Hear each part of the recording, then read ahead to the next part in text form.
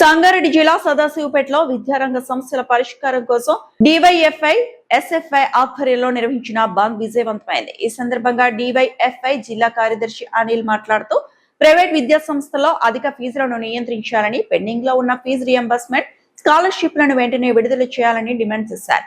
ప్రభుత్వ పాఠశాలలు మూసివేసే ఆలోచనలు విరమించుకోవాలని, విద్యార్థులకు వెంటనే యూనిఫామ్లు అందించాలని కోరారు. అలాగే ప్రభుత్వ పాఠశాలల్లో ఖాళీగా ఉన్న ఉపాధ్యాయ పోస్టులు, ఎంఈఓ, డిఈఓ పోస్టులను భర్తీ చేసి విద్యా వ్యవస్థను బలోపేతం చేయాలని ప్రభుత్వాన్ని డిమాండ్ చేశారు.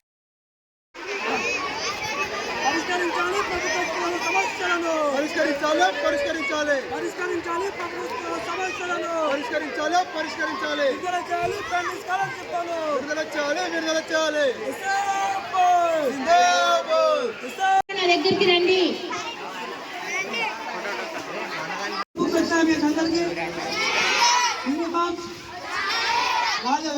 మరి అంటే ప్రభుత్వ విద్యార్థులను, ప్రభుత్వ పాఠశాలను తెలంగాణ గవర్నమెంట్ మూసేయాలని చూస్తుంది.